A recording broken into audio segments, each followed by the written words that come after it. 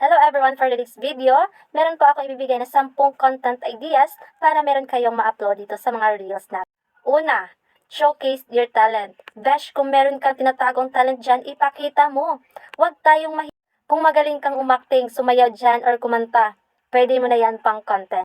Pangalawa, creative DIY arts. Kung ikaw mahilig dyan mag-drawing, or mag-arts, or mag-painting dyan, pwede mo na yan pang content. Patok yan, Besh. Pangatlo, fashion stylist. Kung ikaw ay fashion stylist na tao, ay pwede mo yan pang content.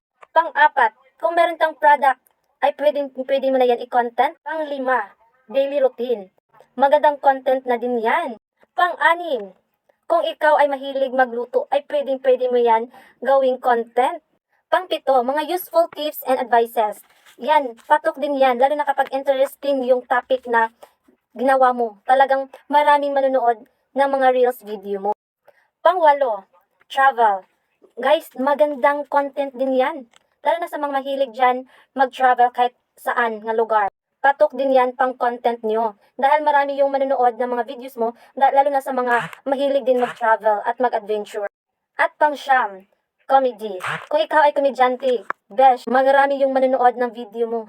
At lalo na kapag nakakatawa yung mga videos na ina-upload mo, trust me, meron pang chance na ikaw ay sisikat at mag-viral ang inyong video. At pang-10 naman ay tutorial video. Isa ito sa mga demand ngayon. Marami yung mga big content creator na nag-tutorial video para, lalo na sa mga baguhan dyan, marami silang mapulot na mga aral or information na bawal kay Meta.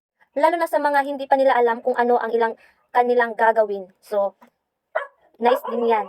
At kung nagustuhan mo ang aking video, ay huwag niyo pong kalimutan mag-follow and share para palagi po kayong updated sa susunod kong content. Yun lang po, guys!